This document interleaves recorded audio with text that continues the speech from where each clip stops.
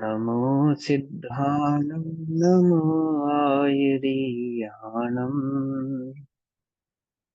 नमो उवध्यायाणम् नमो लोये सवसाहूणम्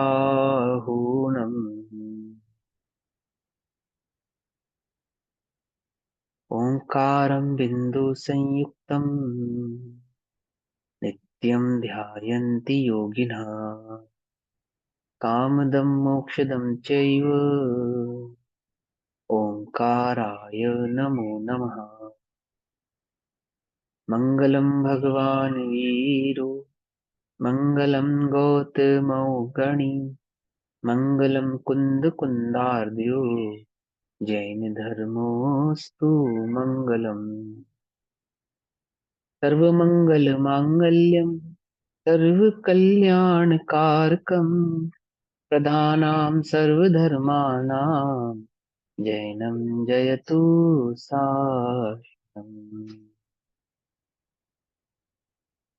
नमः समय साराय स्वानुभूत्य चकासते चित्स्वभावाय भावाय सर्वभावान्तरच्छिदे।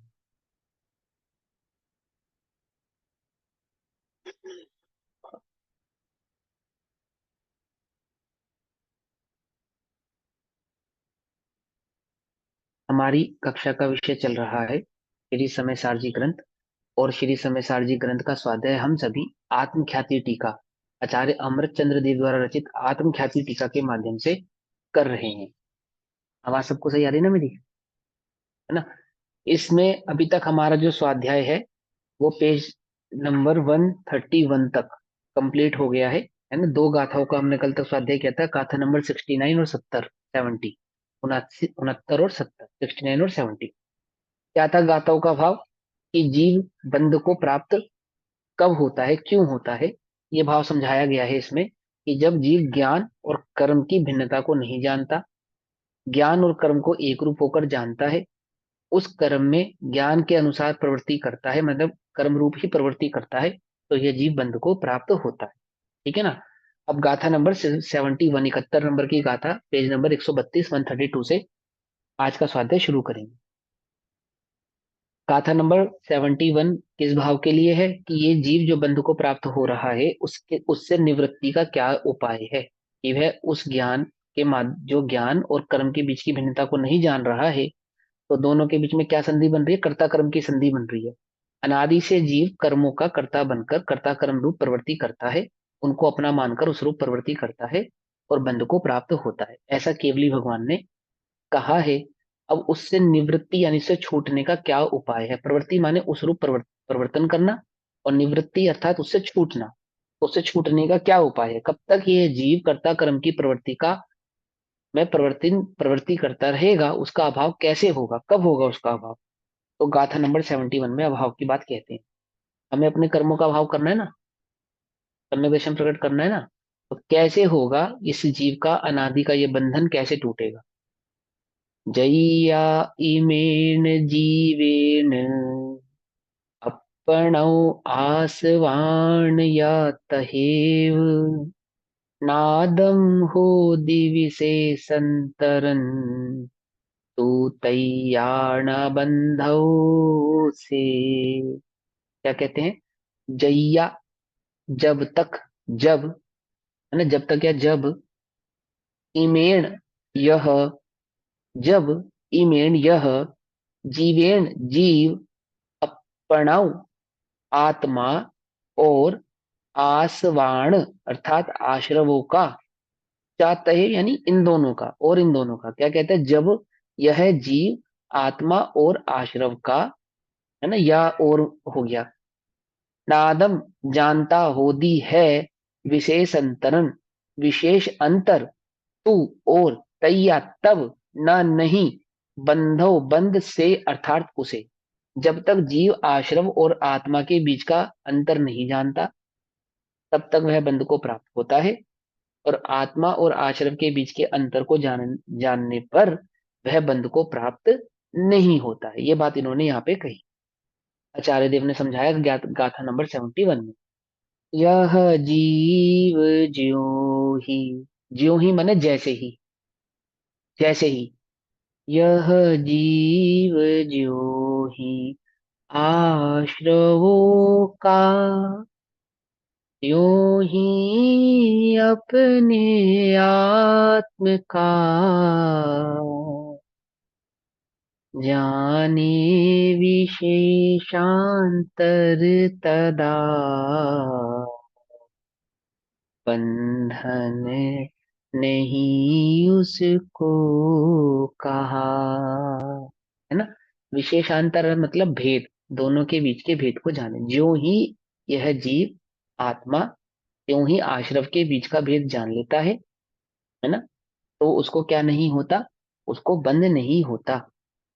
यदा, जब, अनेन जीवेन, यह जीव, आत्मनः, आत्मा का, तथा एव च, और, तथा एव च, ये तीनों एक ही शब्द हैं, और आश्रवाणम, आश्रवों को के, विशेषांतरम, अंतर और भेद को, ज्ञातम भवति, जानता है। क्या कहा? जब यह जीव आत्मा का और आश्रवों के अंतर और भेद को जानता है, तब, तदातु, तब, तस्य, उसे, बंधना, बंध नहीं होता। सीधी सी बात, बहुत सी, कितना सिंपल प्रोसेस है। जब यह जीव अपने और पर के बीच के भेद को जाने, आश्रव और आत्मा के बीच के भेद को जाने, तो उसको बंध नहीं होता। अब यहाँ जाने के दो अर्थ होते हैं, जानने के। एक तो आत्मा की अनुभूति करके आत्मा को जाने, और एक ज्ञानात्मक रूप से जाने। तो ज्ञानात्मक रूप से जाने उसको जानना नहीं कहते। ज्ञानात्मक मतलब बुद्धि के स्तर पर जाने, तो उसको जानना नहीं कहते। जानने का अर्थ क्या है? कि उस रूप अनुभूति कर, उसको यहाँ जानना कहा। अनुभूति स्वरूप भगवान आत्मा, ठीक है ना? अभी जैसे यह कर्म को जानता है, कैसे जानता है? अनुभूति करके जानता है कि यह मैं हूं। कर्म में अपने पने का जो अनुभव है, राग द्वेष मोह माया में अपने पने का अनुभव है, ऐसा अनुभव आत्मा में करे अपने पने का। और क्या जाने आत्मा में अपने पने का अनुभव करने से? कि पर और स्वयं की बीच की भिन्नता का उसको ज्ञान होता है। त्यों ही, वैसे ही, जैसे ही अपना अनुभव करता है, वैसे ही पर के और अपने बीच का भेद विज्ञान होता है। और ऐसा होने पर क्या नहीं होता? बंध को प्राप्त नहीं होता। इस जगत में वस्तु है, वह स्वभाव मात्र ही है। इस जगत में जो छह द्रव्य है ना, वस्तु है कहकर छह द्रव्यों की बात करें, वे स्वभाव मात्र ही है। स्वभाव मात्र ही है मतलब अपने अपने स्वभाव में स्थित रहने वाले हैं ये, ठीक। और स्व का भवन, वह स्वभाव, स्व का भवन, भवन माने जहां रहने का स्थान, अपने रहने का स्थान सो स्वभाव है। अर्थात अपना जो होना परिणमना सो स्वभाव, अपना जो भाव है, अपना जो स्वभाव है, अपना जो अनंत चतुष्टय है, अपना है ना, वही अपना क्या है? स्वभाव है। इसलिए निश्चय से, यानी वस्तु स्वरूप से, ज्ञान का होना परिणमना तो आत्मा है। क्योंकि स्वभाव, स्व प्लस भवन, स्वभवन, अपने भवन में रहने के कारण ज्ञान कहाँ पाया जाता है? आत्मा में। आत्मा से कहीं बाहर पाया जाता? बोले नहीं। तो ज्ञान ही आत्मा है, आत्मा ही ज्ञान है। तो वह ज्ञान, यानी उस ज्ञान का होना परिणमना तो आत्मा है। और क्रोधादिक का होना परिणमना सो क्रोधादिक है, ठीक है, क्योंकि वे क्रोध में ही पाए जाते हैं। वह- इस जगत में वस्तु क्या है? स्वभाव मात्र है, अपने में रहने वाली है। तथा ज्ञान का जो होना परिणमना है, तो क्रोधादिक का भी होना परिणमना नहीं है। क्योंकि ज्ञान के होने में जैसे ज्ञान होता हुआ मालूम पड़ता है, उसी प्रकार क्रोधादिक भी होते हुए मालूम नहीं पड़ते। क्या कहते हैं? कि ज्ञान जानने रूप होता हुआ परिणमता है, एक बात। और क्रोधादिक उस रूप परिणमते हुए दिखाई नहीं देते। क्रोध चले जाते हैं, क्रोध का भाव आता है और चला जाता है, पर ज्ञान तो तब भी रह जाता है। तो जिस प्रकार ज्ञान का परिणमन समझ में आता है, वैसा का वैसा तो क्रोध का परिणमन समझ में नहीं आता। क्रोध तो है ना, होता है और नहीं होता है। और फिर ज्ञान में तो सुख भी होता है, दुख भी होता है, क्रोध भी होता है, मान भी होता है, अन्य अन्य भाव भी होते हैं और शांति भी होती है। पर क्रोधादिक में तो जो भाव होता है उसमें एकमात्र अपना भाव निहित रहता है। क्रोध में मात्र क्रोध रहता है, लोभ में मात्र लोभ रहता है, मान में मात्र मान रहता है, ठीक है ना? तो क्या कहते हैं? तथा ज्ञान का जो होना, होना दैट मीन्स परिणमना, जानन जानन जानन जानन जानन जानन, इसको कहते हैं ज्ञान का होना। ज्ञान का जो होना परिणमना है, तो क्रोधादिक का भी होना परिणमना नहीं है। जैसे ज्ञान परिणमन करता है, ऐसे क्रोधादिक परिणमन नहीं करता। ये है इसका मतलब, ठीक। क्योंकि ज्ञान के होने में अर्थात ज्ञान के परिणमने में जैसे ज्ञान होता हुआ मालूम पड़ता है, उसी प्रकार क्रोधादिक भी होते हुए मालूम नहीं पड़ते। और क्रोधादिक का जो होना परिणमना है, वह ज्ञान का भी होना परिणमना नहीं है। क्योंकि क्रोधादिक होने में जैसे क्रोधादिक होते हुए मालूम पड़ते हैं, वैसा ज्ञान भी होता हुआ मालूम नहीं पड़ता। ठीक है ना। शक्कर के होने में नमक का और नमक के होने में शक्कर का, यानी शक्कर के परिणमन में नमक का परिणमन नहीं है, और नमक के परिणमन में शक्कर का परिणमन नहीं है। क्योंकि जिस प्रकार शक्कर मालूम पड़ती है उस प्रकार नमक मालूम नहीं पड़ता, और जिस प्रकार नमक मालूम पड़ता है उस प्रकार शक्कर मालूम नहीं पड़ती। दोनों में भिन्नता स्पष्ट भाषित होती है। वो कहते हैं ज्ञान और क्रोध के बीच में इस प्रकार की स्पष्टता समझ में आती है। इस प्रकार आत्मा के और क्रोधादि के निश्चय एक वस्तु नहीं है, अर्थात दोनों एक स्वभावी नहीं है। दोनों का एक स्वभाव नहीं है। आत्मा और ज्ञान, इन ज्ञान और क्रोध के बीच में क्या है? भिन्नता है। ज्ञान और क्रोध के बीच में क्या है? भिन्नता है। अब यहाँ पे क्रोध कह रहे हैं तो एक भाव की अपेक्षा से कह रहे हैं। यहाँ पे सभी 29 भावों को यहाँ पे हमें लगाना है, राग द्वेष मोह आदि। इसी गाथा में आपने पढ़ा है ना। हाँ।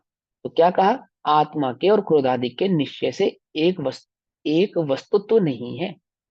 एक वस्तु तो नहीं है, दैट मीन्स एक पना नहीं है। ज्ञान और क्रोध के क्या नहीं है? एक पना नहीं है। जिस प्रकार दूध परिणमता हुआ दिखाई देता है, उस प्रकार पानी परिणमता हुआ नहीं दिखाई देता। और जिस प्रकार पानी परिणमता हुआ दिखाई देता है, उस प्रकार दूध परिणमता हुआ नहीं दिखाई देता। क्या मतलब? कि दूध में से घी निकाला जा सकता है, उसमें कैल्शियम आदि गुण पाए जाते हैं ना, पानी में नहीं पाए जाते। पानी की अपनी भिन्न क्वालिटी है, दूध की अपनी भिन्न क्वालिटी है ना। और दूध पानी नहीं है, पानी दूध नहीं है। दोनों में क्या है? भिन्नता है। पकड़ में आई बात? नहीं पकड़ में आई? ऐसे ही आत्मा में और क्रोधादिक में क्या है? एक पना नहीं है। दोनों में क्या है? भिन्नता है। इस प्रकार आत्मा और आश्रवों का विशेष, विशेष माने भेद, भेद माने अंतर, देखने से जब यह आत्मा उनका भेद भिन्नता जानता है, किनका? आत्मा और क्रोधादि भावों के बीच की भिन्नता को जानता है, उस अंतर को जानने पर, तब इस आत्मा के अनादि होने पर भी अज्ञान से उत्पन्न हुई पर में कर्ता कर्म की प्रवृत्ति निवृत्त होती है। क्या कहते हैं? ऐसा होने पर अनादि से जो कर्ता कर्म की प्रवृत्ति हो रही है, कोई आज कल में हो गई है ऐसा नहीं है, दो 400 500 साल पुरानी है ऐसा नहीं है। जो अनादि से हो रही है, अनादि से होने पर भी वह प्रवृत्ति कैसी हो जाती है? निवृत्त को प्राप्त हो जाती है, अर्थात भेद को प्राप्त हो जाती है। अनादि से होने पर भी, अनादि का अभ्यास होने पर भी क्या होता है? कब छूट जाती है?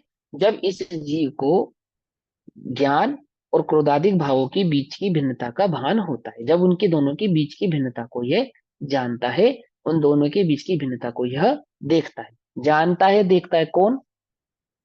जानना देखना किसका गुण है? जीव। जीव जानेगा, जीव देखेगा, है ना। क्रोधादिक के पास जानना देखना नहीं है, इसलिए वो जानेगा देखेगा नहीं। तो वो दोनों के बीच की भिन्नता और जीव ने जानी, ठीक। तो अनादि से जो कर्ता कर्म की प्रवृत्ति चली आ रही है जीव और कर्म के साथ, वह कैसी हो जाती है? निवृत्त को प्राप्त होती है, अर्थात छूट जाती है, भिन्न हो जाती है। क्या कहते हैं? देखो फिर पढ़ता हूं। तब इस आत्मा के तब इस आत्मा के, मुझ आत्मा के अनादि होने पर भी, अनादि होने पर भी अज्ञान से उत्पन्न हुई ऐसी पर में जो कर्ता कर्म की प्रवृत्ति है, अनादि से होने पर भी क्या हो जाती है? निवृत्त होती है, अर्थात छूट जाती है।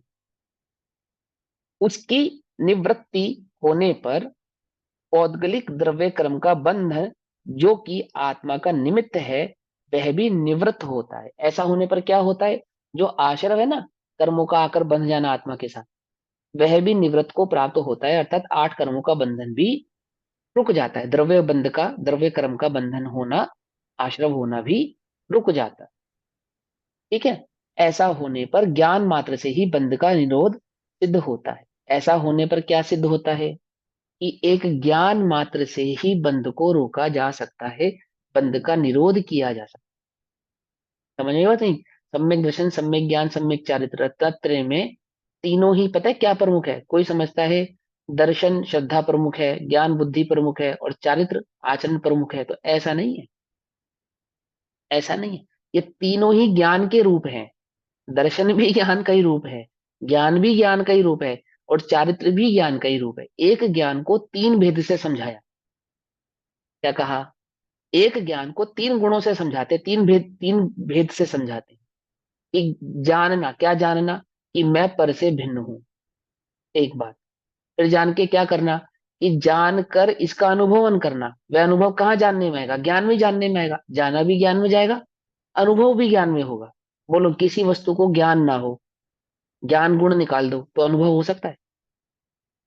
बोलो भैया, ज्ञान गुण निकाल दिया जावे तो अनुभव किया जा सकता है? किया जा सकता है। अनुभव होने के लिए ज्ञान का होना आवश्यक है। और चारित्र क्या है? कि जो अनुभव की, जो जाना, जो अनुभव किया, उस अनुभव में स्थिर रहना। स्थिर रहना तो चारित्र है। क्या सिद्ध करते हैं वो? इससे यही सिद्ध होता है कि ज्ञान मात्र से ही बंध का निरोध सिद्ध होता है। अब ज्ञान मात्र से बंध का निरोध सिद्ध होता है, अभी कक्षा शुरू करने में से पहले समझाया ना कि वहां जानने के दो अर्थ हो सकते हैं। एक तो सामान्य जान लिया, ऐसा जानना नहीं। जान लिया मतलब कैसा? कि उसका अनुभव किया, उस रूप अनुभव किया। ठीक है, और अनुभव कोई जानने से भिन्न नहीं है। यदि वह तुम्हारे अनुभूति के लेवल पे नहीं है तो तुमने जाना नहीं है। उसको जानना नहीं कहते। समझ में बात नहीं? समझ, जानना किसे कहते हैं? जो हमारे अनुभव का विषय बने उसी को जानना कहते हैं। और तुम जिसको जानना कहते हो, हम उसे जानना नहीं कहते। ठीक है ना? ज्ञान मात्र से ही बंध का निरोध सिद्ध होता है। आचार्य कहते हैं जो जाना है उसमें प्रवृत्ति करे तो जाना हुआ कहलाता है। जो जाना है उसमें प्रवृत्ति ना करे तो जाना हुआ नहीं कहलाता। ठीक है ना? अनादि से यही जाना था कि पर में सुख है, तो पर में प्रवृत्ति कर रहा था नहीं कर रहा था? अनादि से यही तो मान रहा था ना कि पर में सुख है, पर सुख का कारण है, तो उसमें प्रवृत्ति कर रहा था। और अब ये जाना कि स्व में सुख है, तो प्रवृत्ति कहाँ करेगा? बोलो। तुअर को, पीआईजी साहब को कहाँ सुख भाषित होता है? जहां सुख भाषित होता है पीआईजी को, वहां वो प्रवृत्ति करता है या नहीं करता है? बोलो। और अन्य अन्य पशुओं को वहां सुख भाषित नहीं होने पर वे वहां प्रवृत्ति नहीं करते। नहीं करते, उन्हें जहां सुख भाषित होता है वो वहां प्रवृत्ति करते हैं। शेर को मांस में सुख होने पर वो मांस में प्रवृत्ति करता है। हिरण को घास में सुख होने पर वह घास में प्रवृत्ति करता है। मनुष्य थोड़ा अनोखा है, वो घास मांस दोनों में प्रवृत्ति करता है। क्या समझे? समझे नहीं समझे? और क्या कहते हैं कि जो ये जाने कि मुझ आत्मा में सुख है, ये आत्मा सुख का कारण है, मैं पर से भिन्न हूं, तो ये प्रवृत्ति कहाँ करेगा? क्यों करेगा? क्यों करेगा? क्योंकि जे त्रिभुवन में जीव अनंत, सुख चाहे दुखते बेअंत। कोई भी जीव दुखी होना नहीं चाहता, सब सुखी होना चाहते हैं। और यदि उसको ये निर्णय हो जावे कि सुख बाहर में नहीं भीतर में है, तो सुख की इच्छा, सुख की प्रवृत्ति कहाँ करेगा? भीतर में ही करेगा ना, बाहर तो नहीं करेगा। अगर वह सुख की परिणति प्रवृत्ति भीतर में नहीं कर रहा है, दैट मीन्स अभी उसको ये बात जानने में नहीं आई है। क्या नहीं जानने में आई? कि सुख भीतर में नहीं। बस समझ में कोई कह सकता है, कोई ऐसा तर्क उठा सकता है कि भैया ज्ञानियों को, सम्यक दृष्टि जीवों को, अवृत्ति सम्यक दृष्टि जीवों को आत्मा का अनुभव होता है, वे बाहर में फिर भी प्रवृत्ति करते हुए दिखाई देते हैं। कि भैया बाहर में प्रवृत्ति करते हुए दिखाई देना और बाहर में प्रवृत्ति करने की इच्छा होना, इन दोनों बातों में अंतर है, भेद है। समझ में बात नहीं? समझ में? जैसे तुम्हारा मन नहीं होता ना खाना बनाने का, हर दूसरे तीसरे दिन, तो नहीं बनाती। प्रवृत्ति करते हुए तो दिखाई देते हो। और कोई तुमसे पूछे मन से बनाया या बेमन से, तो क्या कहोगी? बेमन से। यही कहोगे ना कि मन से बनाया है ना? ऐसे ही ज्ञानी बाहर में प्रवृत्ति करते हुए दिखाई देते हैं। उसमें क्या बात है? उनके मन से पूछो कि उन्हें वहां प्रवृत्ति करना कितना अच्छा लग रहा है। मजबूरी है, बेचारे नहीं करना चाहते। बात समझ में आई या नहीं आई? ठीक है ना? अब वो जो चारित्र आदि के जो भेद है वो मैं बाद में समझाऊंगा, अभी मूल बात समझनी है। कि जहां सुख भाषित होगा वहां प्रवृत्ति करेगा, और जहां सुख भाषित नहीं होगा वहां से निवृत्त हो जाए। निवृत्त हो जाए। तो ये ज्ञान होने पर कि पर मैं नहीं हूं, पर से मेरा कोई संबंध नहीं है, ऐसे क्रोधादिक जो 29 भाव हैं, ऐसे पौद्गलिक भावों को अपने से भिन्न जानने पर मतलब, जानने पर मतलब अपने चैतन्य तत्व का अनुभव होने पर, अनुभव के स्तर पर जब दोनों की भिन्नता को जानता है, तो ऐसा ज्ञान क्या होता है, निर्बंधता का कारण होता है। अर्थात पर में होने वाले जो बंध की कथा है, बंध है, उसको निवृत्त कर देता। ठीक है ना। ज्ञान मात्र से ही बंध का निरोध सिद्ध होता है। इस प्रकार ज्ञान मात्र से ही बंध का क्या सिद्ध होता है, निरोध सिद्ध होता है। हाँ भाई, प्रश्न पूछो पूछो।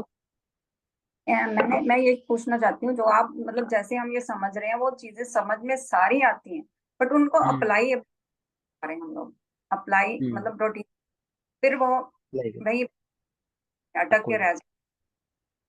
देखो, मतलब म्यूट। समझ। हाँ मैं समझ गया प्रश्न, प्रश्न समझ गया, आप म्यूट करो। देखो आपका प्रश्न मैं रिपीट करता हूँ, आप बता देना, नहीं समझे तो आप बताना। आपका प्रश्न यह है कि हमने स्वाध्याय किया, हमने भिन्नता आदि की बात को समझा, बुद्धि के लेवल पे जाना, अब ये हमारे ज्ञान में आ गई बात की है ये पर में सुख नहीं है, फिर भी हमें पर में सुख भासित होता ही है। हमें ये समझ में आ गया कि मैं पर से भिन्न हूं, फिर भी हमें पर से भिन्नता भासित नहीं होती, और हमारा उपयोग बार बार पर में ही जाता है, आत्मा में तो आता नहीं, आत्मा में तो टिकता नहीं। तो ऐसा क्यों होता है? अब हमने जान तो लिया, तो अनुभव क्यों नहीं हो रहा? ये आपका क्वेश्चन है, ऐसे ही है ना क्वेश्चन। तो भैया, जिसको तुम जानना कहते हो, इसको जानना नहीं कहते। तुमने जितना जाना है, इससे कई गुना अधिक होकर तुम अनादि काल में अनंत बार जान चुके हो। जब तुमने 11 अंग 9 पूर्व का ज्ञान किया था, तो कैसा था वह तुम्हारा ज्ञान? कि वह प्रवृत्ति सहित था, जिसको तुम प्रवृत्ति कहना चाहते हो। अर्थात कि तुमने पर में सुख नहीं जानकर ही घर छोड़ा था, देह में सुख नहीं जानकर ही मुनिव्रत अंगीकार किया था, भोगों में सुख नहीं जानकर ही उनका त्याग किया था, और तप आदि को निर्जरा का कारण जानकर ही तुमने योग धारण किया था। तो भी तुम्हें उस तत्व की प्राप्ति नहीं हुई। क्यों नहीं हुई? क्योंकि जो तुमने जाना था, तो वह कैसा जाना था? अधूरा जाना। मैं ये नहीं कहूंगा गलत जाना था, अधूरा जाना। ठीक है ना। क्या अधूरापन जाना था उसके अंदर? कि अभी चैतन्य और उद्गल यानी पर भाव के बीच की भिन्नता का ज्ञान तो किया था, परंतु उसका अनुभव नहीं किया था। पर को, पर मेरे सुख का कारण नहीं है ऐसा जानकर भी, और पर को त्याग कर भी, जो दृष्टि थी वह सदैव पर पे ही टिकी रही। क्या कहा? कभी आत्मा में नहीं आई। पकड़ में ही नहीं, पकड़ में। देखो जैसे आजकल हम एक गलती करते हैं। क्या गलती करते हैं? ये आत्मा कैसा है? ज्ञाता दृष्टा है, चैतन्य तत्व आत्मा है, उद्गल का करता नहीं है, क्रोधादि भावों का करता नहीं है। अरे भैया, क्रोध के काल में भी आत्मा क्रोध का करता नहीं है, ज्ञानियों को भी तो क्रोध आता है। देखो, भरत ने बाहुबली पे चक्र चला दिया, चला दिया। अब तुम्हारे को ज्ञानी भी क्रोध करते हुए नजर आते हैं, तुम भी क्रोध आदि कषाय आ जाते तो घबराना मत, कोई बात नहीं, आ गया चला गया। अब मैं ये नहीं कह रही ये बात उत्तर, ये जो आपको भेद विज्ञान सिखाया जा रहा है गलत सिखाया जा रहा है। लेकिन हम क्या त्रुटि करते हैं, हम अपनी त्रुटि की बात करेंगे यहाँ कि जब हमें क्रोध उत्पन्न होता है, तो हम क्या करते हैं? क्रोध चले जाने के बाद हमारा भेद विज्ञान कैसा है? कि हम तो क्रोध के करता नहीं है, हम आत्मा तो क्रोध कर ही नहीं सकता, वो तो सामने वाले के उदय अनुसार जो है ना पुद्गल का परिणमन हो गया। बोलो आपका ये जो भेद विज्ञान है सही है? कभी 3 काल में क्रोध नहीं छूटेगा आपका। भरत ने बाहुबली पे चक्र चलाया, तो चक्र चलाने के बाद बाहुबली के बाहुबली ने तो दीक्षा ले ली। भरत ने क्या चिंतन किया? कि मैं एक चैतन्य आत्मा हूँ, वो भी एक चैतन्य आत्मा है, मैं शरीर नहीं हूँ, वो भी शरीर नहीं है, चक्र तो पुद्गल का परिणमन है। ये चिंतन किया होगा भरत ने। कि भरत ने खेद व्यक्त किया कि ये कषाय करने योग्य नहीं, ये कषाय प्रवृत्ति करने योग्य नहीं, ये कषाय मेरा भाव नहीं है, धिक्कार है इन भोगों पर, भोगों को, जिनकी दृष्टि करके, जिनके लोलुपता में मैंने अपने भाई पर चक्र चला दिया। समझे नहीं समझे? वे भिन्न है, पर भिन्न, उनको हम अपने से भिन्न जानते कहाँ हैं? हम उन्हें निकृष्ट जानते हैं क्या? हम उन्हें छोड़ना चाहते हैं क्या? हम अपन उनको अपने दुख का बुरा जानते हैं क्या? ये मेरे बंध के कारण है, इनकी दृष्टि करने से मुझे बंध होता है, ये मेरी कषाय की उद्वेलना, उद्विग्ना पैदा करते हैं। ऐसा तो चिंतन ही नहीं कर रहे, उल्टा चिंतन कर रहे हैं। ये तो भिन्न है, वो तो भिन्न है, मैं तो ज्ञाता दृष्टा हूँ। खाओ पियो मौज करो, मैं तो ज्ञाता दृष्टा हूँ। भैया देखो, दोनों बातें हैं। खाने पीने वाला आत्मा नहीं है, ये बात सच्ची है। क्रोध आदि कषाय करने वाला आत्मा नहीं है, ये सच्ची है।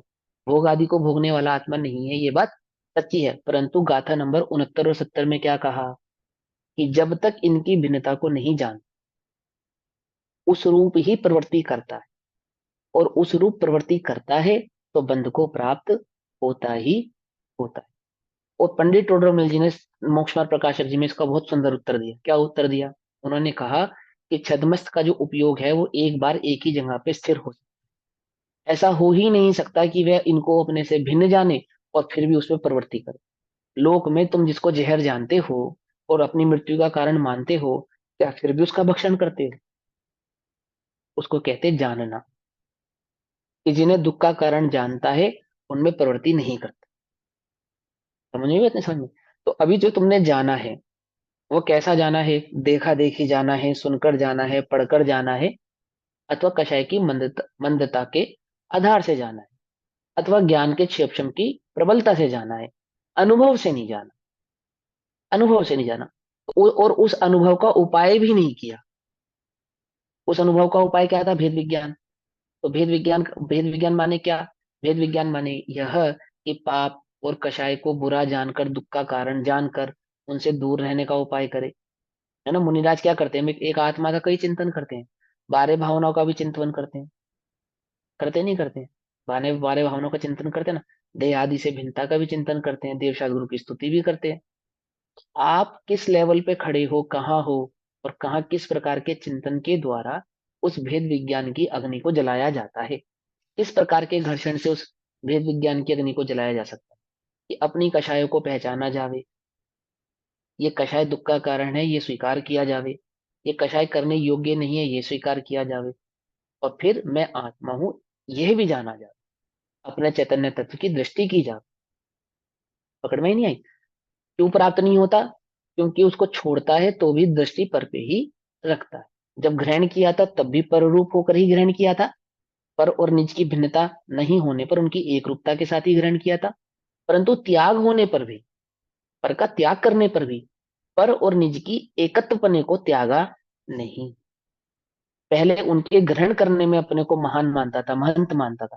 अब उनके त्याग में अपने को महंत जानता है। अपने ज्ञान दर्शन स्वभावी महंतपने को तो अभी इसने पहचाना नहीं है। अब पहचाना नहीं है, दैट मीन्स उसका अनुभव नहीं किया। एक चैतन्य होकर अनुभव नहीं किया है। एक मैं चैतन्य मात्र हूं, अन्य कुछ नहीं हूं। अन्य कुछ नहीं। समझे नहीं समझे? एक चैतन्य मात्र हूं। ठीक? पकड़ में ही बात? पकड़ में आ जाती तो सम्यक दर्शन हो जाता। ठीक है ना? समझाने की अपेक्षा से समझाया ना। वह तो अनुभव की बात है, अनुभव गम्य है ना। अनुभव की बात है। पंडित वो अभी अपने पीछे पढ़ा था ना, विसंवाद है प्रबंध की कथा ही एकत्व में। गाथा एक दो, दो तीन है ना। है ना? विसंवाद है प्रबंध की कथा ही एकत्व में। एकत्व यानी इस आत्मा में तो पर का कोई लक्ष्य लेना देना ही नहीं है। ये तो परम सत्य बात है।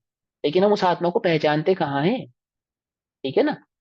और थोड़ा सा और गहराई में अगर इसमें समझना है तो एक भी समझो। अभी द्रव्य गुण पर्याय का स्वरूप स्पष्ट नहीं भाषित। स्वरूप स्पष्ट नहीं मालूम, जानते हैं हम सभी। हमसे द्रव्य गुण पर्याय की परिभाषा पूछी जाए तो हम सभी उत्तर दे देंगे। परंतु अभी इसके स्वरूप का स्पष्ट भान नहीं, अभी उसका स्पष्ट ज्ञान नहीं है। समझे? और पंडित टोडरमल जी की बात को समझो बहुत ध्यान से। कि तत्व की बात समझने वाले को, तत्व की बात समझ में आने से पहले देव शास्त्र गुरु का स्वरूप भली भांति समझ में आता है। भली प्रकार से समझ में आता है। अभी देव शास्त्र गुरु का स्वरूप भी भली भांति भली प्रकार से समझ में नहीं आया है। समझ नहीं बात? मात्र आत्मा की बात कहने से, सात तत्वों की बात कहने से, नौ पदार्थों की बात कहने से, छह द्रव्यों की चर्चा करने से, सम्यक दर्शन की चर्चा करने से तुम सत्य आत्मा को जानते हो, यह नियम नहीं है। यह नियम नहीं है। तुम्हारा पथ सही है, ऐसा नियम नहीं है। पथ के सही होने का क्राइटेरिया बिल्कुल डिफरेंट है। क्या डिफरेंट है? कि छह द्रव्य, सात तत्व, नौ पदार्थ, छह आत्म तत्व, सम्यक दर्शन, रत्नत्रय की चर्चा करने से पहले रत्नत्रय स्वरूपी जिनेन्द्र के स्वरूप का भली प्रकार से ज्ञान होना अनिवार्य है। रत्नत्रय स्वरूपी, रत्नत्रय के पथिक आचार्य भगवंत गुरुओं का स्वरूप भली प्रकार से ज्ञान में होना जरूरी है। शास्त्र किसको, जिनवाणी किसको कहना, इसका स्वरूप भली प्रकार से तुम्हारे ज्ञान में स्पष्ट होना अनिवार्य है, जरूरी है। क्या कहा? बात समझ में नहीं? देव शास्त्र गुरु का स्वरूप भली प्रकार से तुम्हारे ज्ञान में होना चाहिए। वीतरागता, सर्वज्ञता और हितोपदेशता का क्या स्वरूप है? वीतरागता किसे कहते हैं, है ना? वीतरागता का क्या स्वरूप है, यह भली प्रकार से तुम्हारी समझ में होना चाहिए, और फिर तुम्हें तत्व की बात सही प्रकार से समझ में आएगी। ये मेरा मेरा नियम नहीं है। आप सातवें, आठवें और नौवें अधिकार को फिर अच्छे से पढ़ो। और पंडित ओडोमल जी ने इस नियम को कई बार दोहराया है, कई बार दोहराया है, कि देवशास्त्र गुरु का स्वरूप ही भली प्रकार से विभाषित नहीं होता है जी, उसी में त्रुटि करता है। तो कैसे भाषित होगा इसको? कहीं ना किसी पॉइंट पे ईश्वर को कर्ता मानता है, ईश्वर को कर्ता नहीं मानता तो किसी अन्य को कर्ता मानता है। हितोपदेशता के स्वरूप को नहीं पहचानता है, वीतरागता के स्वरूप को नहीं पहचानता है, पहचानता ही नहीं। जब वीतरागता, हितोपदेशता और सर्वज्ञता के स्वरूप को नहीं पहचानेगा, तो उसमें कथित जो तत्व है उसके स्वरूप को कैसे भली भांति प्रकार से पहचान पाए, कैसे उसकी श्रद्धा कर पाएगा? अभी तो मोटा मोटा, हम मोटा मोटा समझते हैं। ग्रहित मिथ्यात्व नहीं छोड़ पाए अभी तो हम, अग्रहित मिथ्यात्व कैसे छोड़ेंगे बोलो? अभी भी लगता है कि किसी की नजर लग जाती है, किसी का टोना हो जाता है, किसी का टोटका हो जाता है, कोई मेरा भला बुरा कर सकता है। ये भला बुरा कर सकता है, ये क्या है? घृत मिथ्यात्व ही तो कहते हैं इसे, और क्या क्या कहते हैं इसे? ये ये बात दोनों समझ में नहीं। आप पढ़ा दो भैया, आप देव शास्त्र गुरु और द्रव्य गुण पर्याय। वो समय अनुसार आएंगे वो सब टॉपिक। पर अभी जो आपने प्रश्न उठाया ना, इन सब चीजों का चिंतन करो। मेरा तो बस आपको चिंतन के लिखा कि द्रव्य गुण पर्याय का स्वरूप का कितना गहरा चिंतन है, कितने भली प्रकार से उसको आप समझते हो, कितना उसके ऊपर अपने चित्त को कितनी बार रमाते हो। अभी स्वाध्याय करोगे, 4 सवा 4 बजे उठोगे, उसके बाद जो सारा दिन तुम्हारी रूपरेखा रहेगी रहेगी, जो भी गुण स्थान है, जो तुम्हारा क्रिया है, जहाँ तुम हो, लेकिन तुम्हारे चित्त में चिंतन कितना चलता है? जैसे धन का चिंतन चलता है, अन्य अन्य वस्तु का चिंतन चलता है, क्या इसी प्रकार से आत्मा का चिंतन चलता है? जैसे 10वीं 12वीं में एग्जाम देने से पहले बच्चे को घबराहट होती है ना, होती नहीं होती है? वो रात उसको स्वप्न भी एग्जाम के आते हैं, वो सारा दिन एग्जाम के बारे में सोचता रहता है ना? समझे ना? पढ़ने के बाद भी, लिखने के बाद भी, सब कुछ आने के बाद भी उसको ये चिंता लगी रहती है, मेरा exam exam exam exam exam. क्या ऐसे तुम्हें आत्मा आत्मा आत्मा आत्मा आत्मा आत्मा आत्मा चित्त में चलता है? क्रोध के काल में क्रोधी हो जाते हो, तुरंत क्रोध रूप प्रवृत्ति करने लगते हो, फिर बाद में अपने को ज्ञाता दृष्टा देखते हो। ये प्रकट करो कि क्यों आया, क्यों मैं अपने आत्म स्वभाव में स्थिर नहीं रह पाया। ये खेद प्रकट करो, उसमें कोई क्या बुराई है? खेद प्रकट करना बुराई नहीं है। समझे नहीं समझे? खेद क्या प्रकट कहा? करना बुराई नहीं है। हाँ, चित्त में अपने जागृति रखो कि ये क्रोध करने योग्य नहीं है, ये लोभ आदि काम आदि भाव करने योग्य नहीं है, ये प्रमाद आदि कषाय करने योग्य नहीं है। पर में सुख बुद्धि भाषित होती नहीं होती है? चिंतन करो कि मुझे आज भी पर में सुख बुद्धि भाषित होती है। अभी तो जीव ब्रांड कॉन्शियस ही नहीं छूट पा रहा, पर में सुख बुद्धि की तो बात बहुत दूर की गई। नहीं समझे? ब्रांड कॉन्शियसनेस ही नहीं छूटी ना अभी तो चित्त के अंदर से। समझे नहीं समझे? उसको लगता है फला ब्रांड पहनने में ज्यादा सुख है, और वो कहे कि मुझे आत्मानुभूति नहीं हो रही। तो देखो, वो ठीक है कि ज्ञानियों को भी होती है, कि ज्ञानियों को ज्ञान प्रकट करने से पहले क्या उनकी दशा होती है। सम्यक सन्मुख मिथ्या दृष्टि का स्वरूप क्या है बोलो? बोलो। वो तो सम्यक दृष्टि को होती है, ठीक है। ज्ञानी को कषाय होती है, मान लिया। तुम ज्ञानी हो क्या? तुम ज्ञानी हो क्या? ज्ञानी हो और फिर तुम्हें कषाय हो, कोई दिक्कत नहीं है, कोई दिक्कत नहीं है, होती है, ज्ञानियों को भी कषाय होती है। पहले ये बताओ तुम ज्ञानी हो क्या? पर वो तो ये तो अनुभूति के निर्णय बाद ही करो। माना जाएगा ना। हाँ तो निर्णय करो ना। ये चोला क्यों ओढ़ते हो कि ज्ञानियों को भी होती है और मुझे हो गई तो क्या हुआ? ये चोला क्यों ओढ़ते हो? बहुत ज्ञानी अच्छा है। होने पर तुम कषाय करोगे, तुम्हारी माफ है। क्या कहा? ज्ञानी होने के पश्चात यदि तुम कषाय आदि में प्रवृत्त होगे, माफ है तुम्हारी, कोई दिक्कत नहीं है। पर तुम ज्ञानी हो गए क्या, ये बताओ? ये तो निर्णय करो। सम्यक सन्मुख मिथ्या दृष्टि की क्या दशा होती? ये पढ़ो आप, पंडित ओडोमल जी ने क्या बताई उसकी दशा, है ना? हमारा प्रश्न है कि हम कषाय से कैसे छूटेंगे? कषायों से भिन्न देखने मात्र, कषायों से भिन्न देखने से ही कषायों से छूटा जाएगा, लेकिन भिन्न देखने का भाव क्या है? वहां भिन्न कहने के पीछे तात्पर्य क्या है? इसे कहते हैं भिन्न देखना। क्या उसमें सुख सुख की अनुभूति, उसमें एकत्व का भाव आपका छूटा या नहीं छूटा? यदि नहीं छूटा तो भिन्न नहीं देखा। मात्र भिन्न कहना को भिन्न देखना नहीं कहते, समझे? भिन्न तो हम वस्त्रों को भी देखते हैं अपने से, पर क्या भिन्न देखते हैं? बोलो। भिन्न तो हम वस्त्रों को देखते ही ना अपने से, जानते ही ना भिन्न। पर क्या सचमुच हम इन्हें अपने से भिन्न मानते हैं? कल्पना कर कर देखो। इनसे अपने सुख को मानते हैं, इनसे अपने दुख को मानते हैं, इससे अपनी इज्जत मानते हैं, इससे अपना मान मानते हैं। क्या नहीं मानते इससे, हम बताओ अपना। इनकी बुराई में अपनी बुराई मानते हैं, इनकी भलाई पे अपनी भलाई मानते हैं। कोई कह दे तेरा वस्त्र अच्छा नहीं है तो ऐसा प्रतीत होता है मेरी ही बुराई हुई है। अभी तो वस्त्र को ही भिन्न नहीं जानता, अभी तो कषायों को कैसे भिन्न जानेगा, बोलो। तो कुछ बात समझ में नहीं आ रही है? देह से भिन्नता कैसे भाषित करेगा वस्त्र जो साक्षात भिन्न है? अभी तो इन्हीं से भिन्नता भाषित नहीं हुई है। तो मैं ये कहना चाहता हूँ कि सम्यक सन्मुख मिथ्या दृष्टि जीव का क्या भाव होता है, क्या उसकी दशा होती है, क्या उसके परिणाम होते हैं, क्या उसका पुरुषार्थ होता है। क्या कहा आचार्य देव ने जीवा जीवाधिकार में? एक बार चैतन्य होकर 6 महीने के लिए सारे विकल्पों को, सारे द्वंद्वों को छोड़कर तो झोंक दे अपने आप को कि मैं चैतन्य हूँ। बोलो भैया, 6 दिन के लिए भी झोंका? 6 घंटे आफत आ जाएगी, 6 घंटे भी झोंक दोगे तो। क्या कह रहा हूँ, समझ में आई बात नहीं समझ? यदि 6 घंटे के लिए भी झोंक दोगे तो आफत आने लगेगी तुम्हारी, ये क्या हो गया? ऐसा लगेगा ये संसार तो मिटता हुआ नजर आने लगेगा। बिल्कुल ऐसा भाषित होने लगेगा। कर कर देख लो, 6 महीने आचार्य कह रहे, हम तो कह रहे 6 घंटे कर कर देखो तुम ये बात। एक चैतन्य की धुन लगा दो बस, तुम्हें मालूम चलेगा उसकी भिन्नता। भिन्नता किसे कहते हैं? पढ़ने मात्र को भिन्नता नहीं कहते, भिन्नता का एक भाव है। भिन्नता एक भाव है। हाउ दैट मीन्स अनुभव, अनुभूति, है ना। अपने हाथ की अंगूठी को अपने से भिन्न जानते हैं हम? बोलो, क्या लगता है तुम्हें? भिन्न है, स्पष्ट भिन्न है। पर भिन्न जानते हो क्या, ये बताओ तुम। अभी तो यही भाव नहीं छूटा, फला अंगूठी पहनने से मुझे सुख की प्राप्ति हो जाएगी, मेरा अमुक कार्य बन जाएगा, मेरा अमुक ग्रह। यहाँ कह रहे देह अपनी नहीं है, वो कह रहा है ग्रह मेरा है। कौन सा ग्रह मेरा है? वो शनि, वो बृहस्पति, वो मेरा है, उसका मूंगा पहनने से मेरा बृहस्पति। अरे भैया, ओ भैया, मेरा बृहस्पति तेरा बृहस्पति ठीक हो जाएगा। हम कह रहे देह अपनी नहीं है, वो बृहस्पति को सुधारने चल रहा है। कुछ बात समझ नहीं? क्या अभी तो इतनी अंदर, इतनी गहराई में बैठी है ना, परम एकत्व की कथा। इतनी गहराई से हमारे अंदर, डीएनए में, डीएनए में सोचते हो? हमारे डीएनए में है वो, कि हमें पर से एकत्व की जो अनुभूति है वो हमारे डीएनए में है।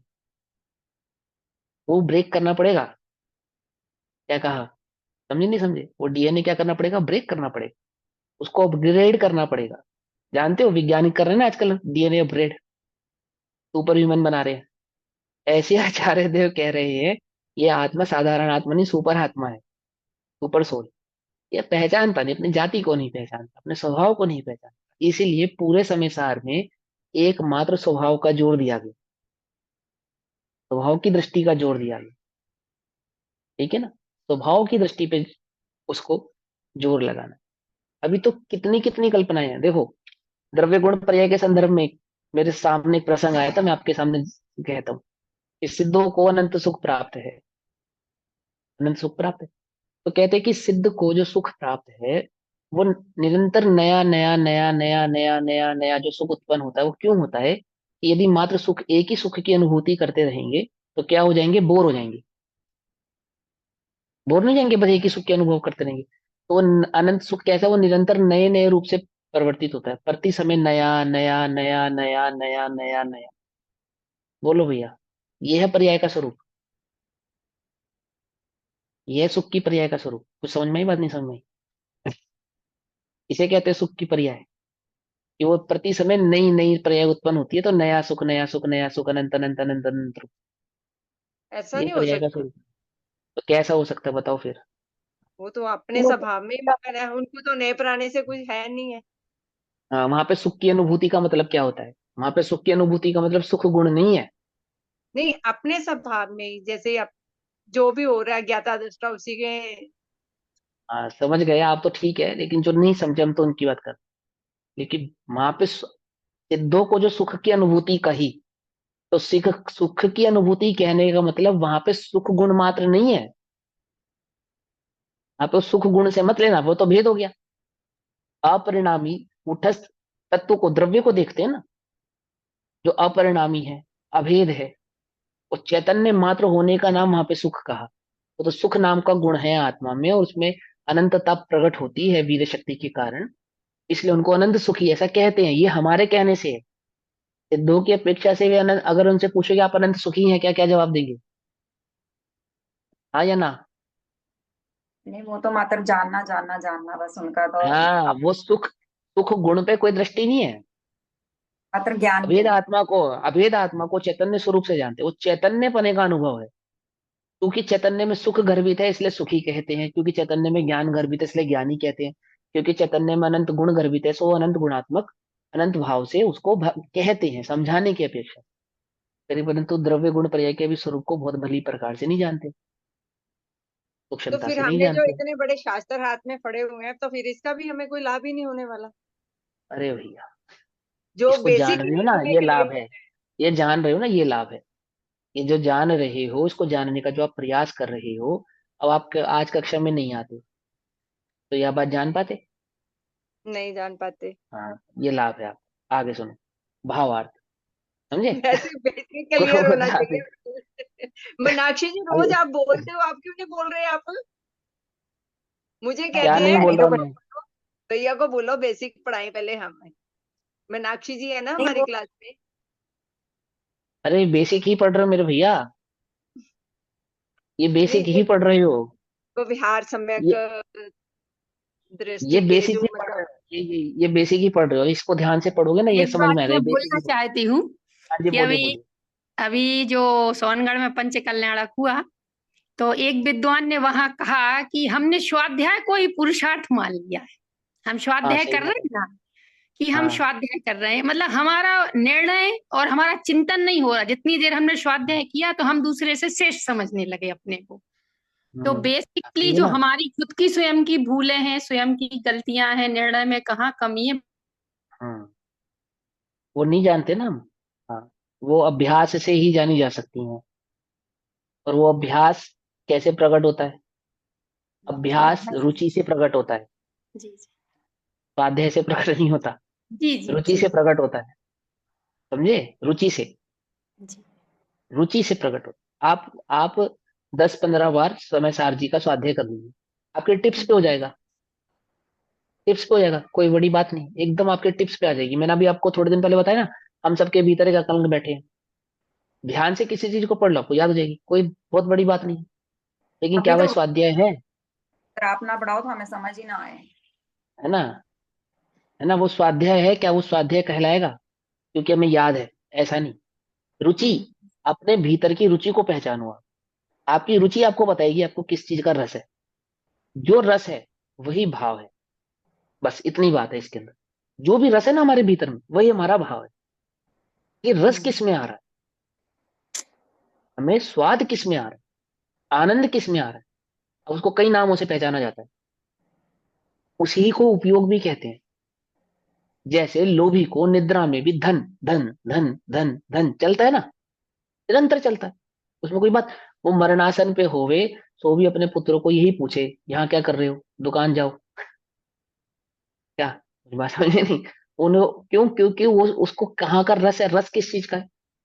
धन का रस है, धन का रस। तो तुम्हें रस किस चीज का है, रुचि कहाँ है? वो तुम्हारे स्वाध्याय का आदि आदि चीजों का नियामक कारण बनेगी। ठीक है?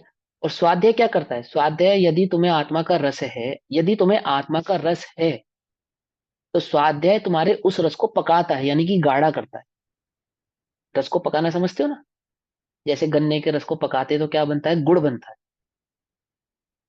गन्ने का रस जितना मीठा होता है उससे कहीं अधिक गुण मीठा होता है।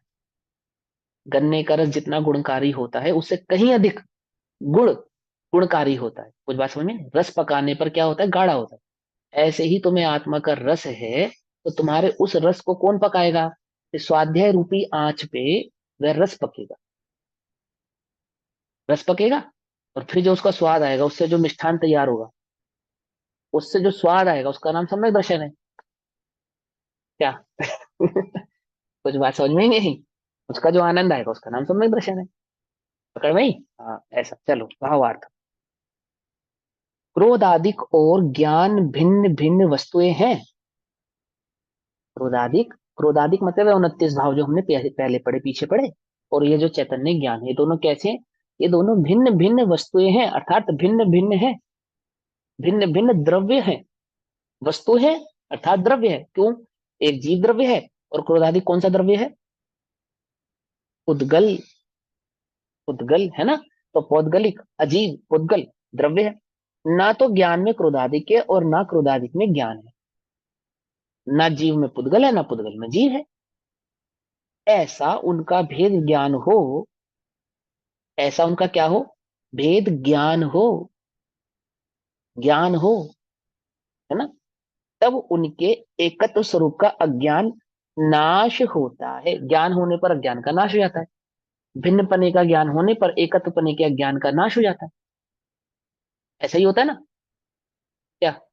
2 + 2 4 होते हैं, 2 + 2 5 होते हैं, ऐसा हमें ज्ञान था। किसी अच्छे शिक्षक से हमने जाना कि 2 + 2 4 होते हैं। फिर हमने उसको कई बार ट्राई किया, कई बार समझा, अपने मन की शंकाओं का निवारण किया, और हमने ये अच्छी तरीके से भली प्रकार से निश्चित कर लिया। क्या निश्चित कर लिया? कि 2 + 2 4 होते हैं। अब जो चित्त में धारणा थी 2 + 2 5 होते हैं, उसका क्या होगा? उस धारणा का खत्म, नाश हो गया उस धारणा का। पर एक नई धारणा बन गई, क्या? 2 + 2 4 होते हैं। ऐसा ही है ना, ऐसा ही है ना। हम किन्हीं किन्हीं शब्दों के गलत उच्चारण करते हैं, फिर हमारे टीचर हमें सिखाते हैं, हम उनके उच्चारण को सुधार लेते हैं, तो गलत उच्चारणों का क्या होता है? नाश हो जाता है। ऐसे ही ऐसा जो ज्ञान हुआ, क्या कि दोनों की भिन्नता का जो ज्ञान हुआ, तो उनकी जो अभेदता का हमें मिथ्या ज्ञान था, उसका क्या हो गया? उसका नाश हो गया। और ज्ञान, अज्ञान के नाश हो जाने से कर्म का बंध भी नहीं होता।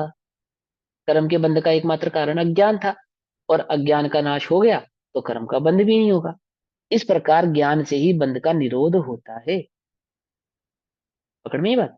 ज्ञान से ही सिद्धि की, क्या?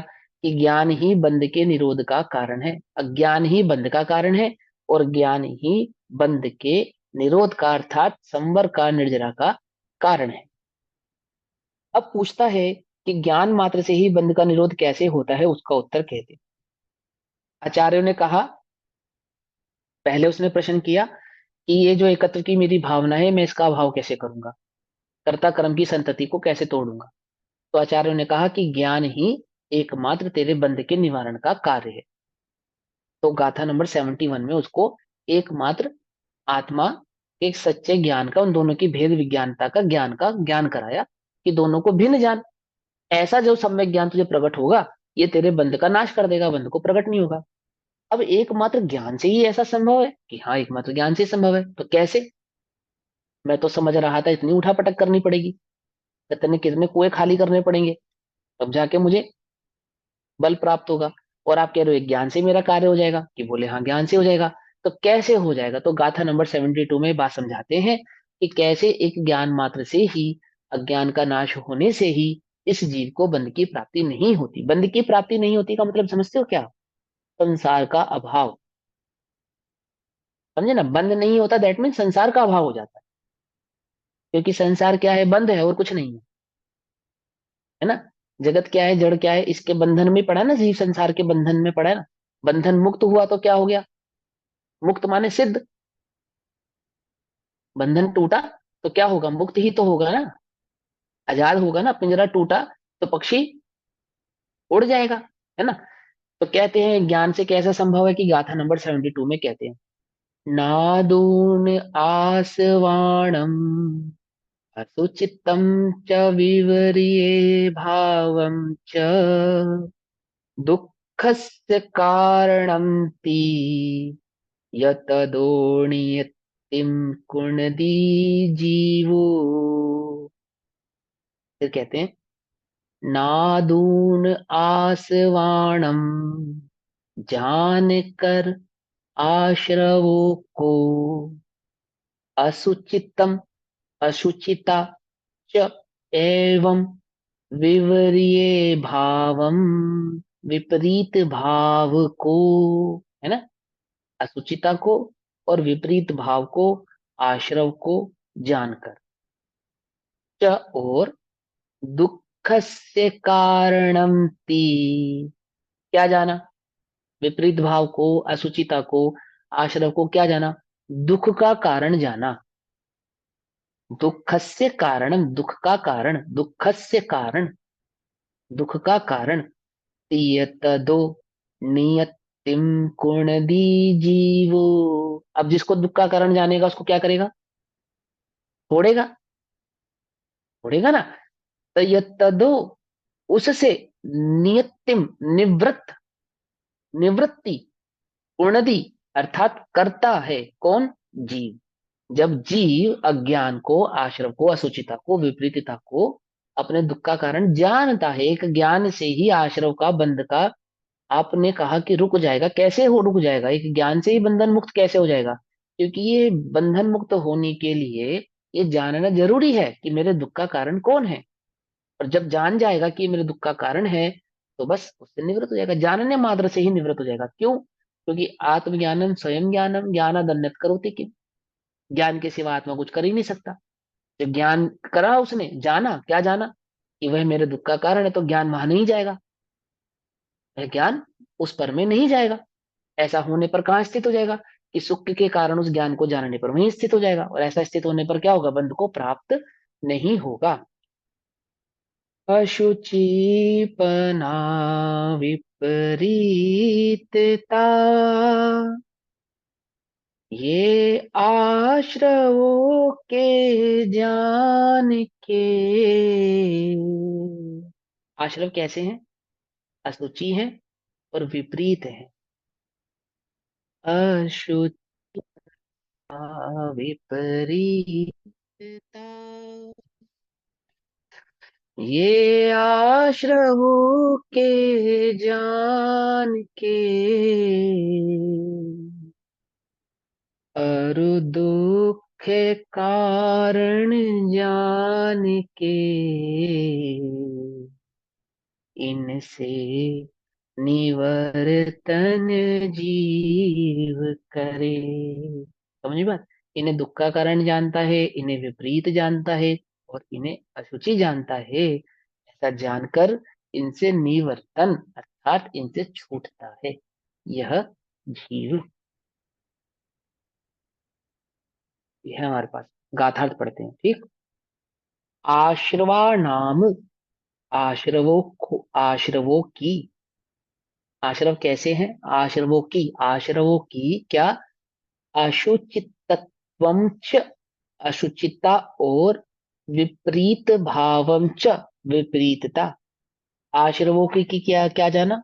आश्रवों की असुचिता को जाना और उनकी विपरीतता को जाना। तुमने लोक में ये जाना कि यह ठग है, तो बोलो उसके साथ व्यापार करोगे? कि ठग के साथ कोई व्यापार नहीं करेगा, ठीक है ना। साहूकार के साथ सभी व्यापार करेंगे, ठग के साथ कोई व्यापार नहीं करेगा। ऐसे ही जाना, क्या जाना? इनको अशुचि जाना। अशुचि जाना, तुम्हारी चाय में, दूध में, चाय तो अच्छी चीज नहीं है, दूध में मक्खी गिर गई, तुम्हें मालूम चला कि इस दूध में पहले मक्खी गिर गई थी, अब वो दूध पियोगे? नहीं पियोगे। किसी को पिला दोगे?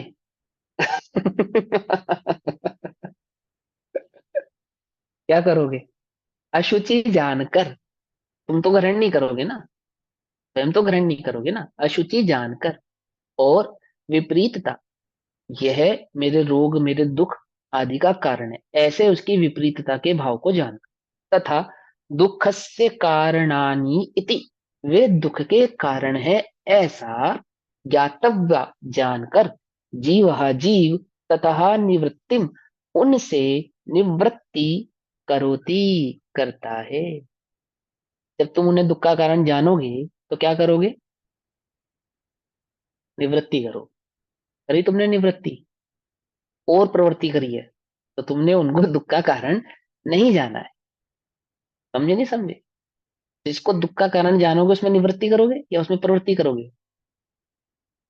अभी तो बात ही विपरीत है। क्या विपरीत है? कि ये धन मेरे सुख का कारण तो नहीं है, परंतु मेरे बच्चों के लिए तो सुख का कारण है। तो मैं अपने लिए तो नहीं जोड़ू, परंतु क्या? तो तुम्हारी सुख बुद्धि टूट गई उससे। ये विवाह आदि मेरे लिए तो सुख का कारण नहीं रहे, परंतु, परंतु क्या?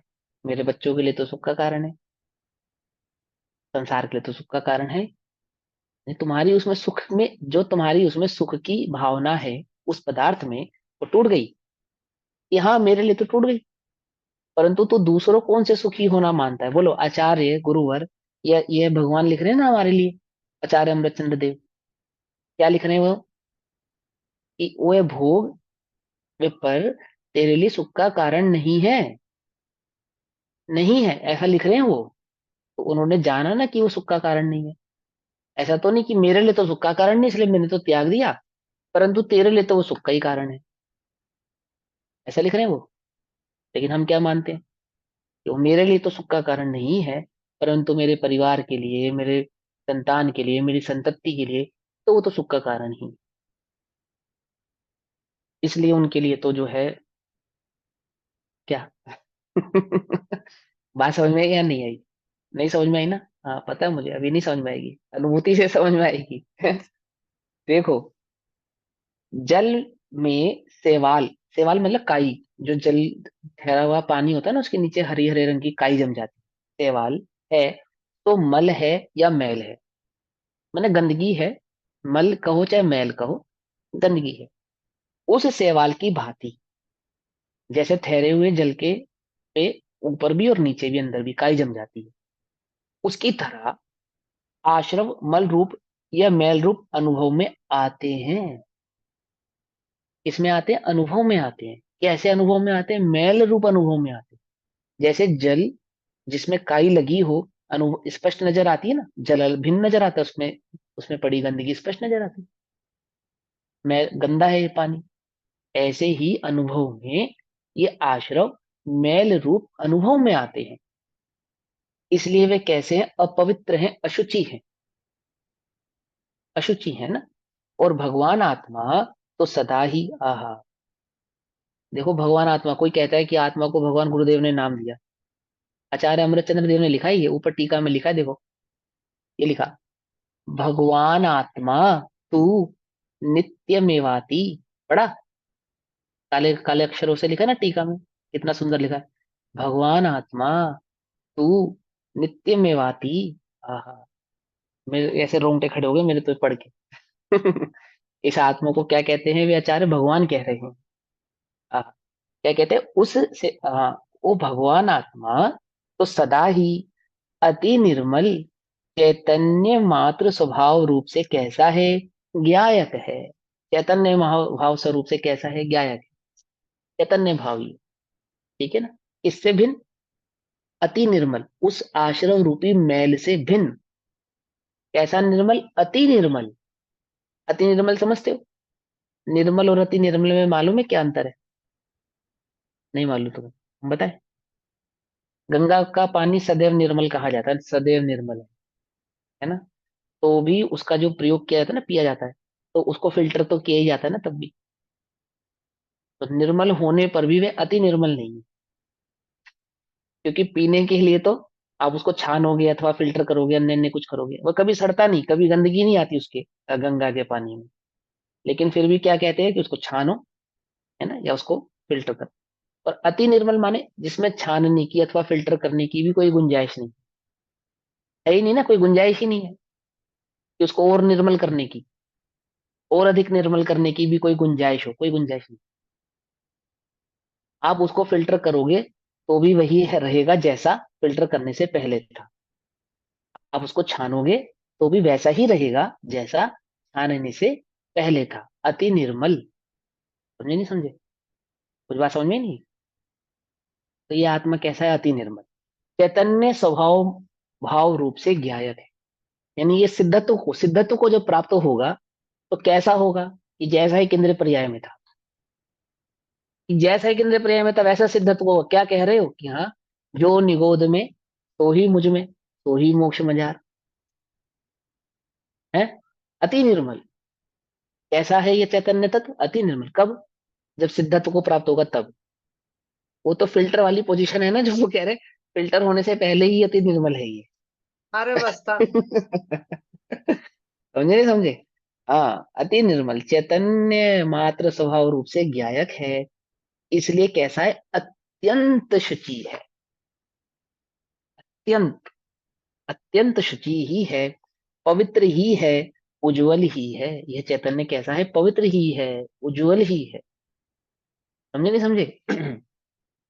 आश्रवों के जड़ स्वभावत्व होने से वे दूसरे के द्वारा जानने योग्य हैं, क्योंकि जो जड़ हो वह अपने को तथा पर को नहीं जानता, उसे दूसरा ही जानता है। स्वपरपना, स्वपर प्रकाशकपना तो चैतन्य में होता है, और जड़ में क्या होता है? आज के कक्षा की अंतिम बात, स्वपरपना होता है ना, स्वपरपना, वो तो चैतन्य में होता है। तो जड़ जानने में आता है, क्यों आता है? क्योंकि उसमें क्योंकि चैतन्यपना उसमें, नहीं है। अरे भैया, क्योंकि उसमें परमेत्व गुण होता है। नहीं, हाँ, जड़ जानने में वो क्यों आता है हाँ, हाँ। हाँ, ये पूछा ना हमने, ये पूछा कि वो जड़ जानने में क्यों आता है। इसमें परमेत्व गुण तो है, परंतु कौन सा गुण नहीं है? ज्ञान गुण नहीं है। और आत्मा में ज्ञान गुण भी है और परमेत्व गुण भी है ना? आत्मा में ज्ञान गुण भी है और परमेत्व गुण भी है। तो आत्मा उन सभी पदार्थों को तो जान ही लेगा जिनमें परमेत्व गुण है, परंतु वह जड़ जिसमें परमेत्वपना तो है, यानी कि दूसरे में जानने के आने की शक्ति तो है, परंतु स्वयं जानने की शक्ति नहीं है, क्योंकि उसमें ज्ञान चैतन्य गुण नहीं है ना। और ये ज्ञान गुण उसको हमसे क्या कर देता है? भिन्न कर देता है, भिन्न कर देता है। अगर हम परमेत्व गुण से उस जड़ को और आत्मा को पहचानेंगे तो क्या दोष आएगा? अतिव्याप्ति। हाँ, वेरी गुड। ठीक है, ऐसे टिप्स पे रखो, अतिव्याप्ति दोष आएगा। इसलिए हम उसको परमेत्व गुण से नहीं पहचानेंगे। कौन से गुण से पहचानेंगे? चैतन्य से पहचानेंगे। और चैतन्य का लक्षण कैसा है? स्वपर प्रकाशक, अपने को भी जाने, वो भी जाने। और वह जड़ कैसा है कि वह दूसरे के जानने में तो आता है, परंतु दूसरे को जानता नहीं। इतनी बात अभी हमने करी, बाकी स्वाध्याय हम कल करेंगे। तब तक के लिए सभी को जय जिनेन्द्र। ओम नमः सिद्धेभ्यः। निज निधि निज में बताई, यह अनंत उपकार है, उसके लिए जिनवाणी माँ को वंदना शतबार है।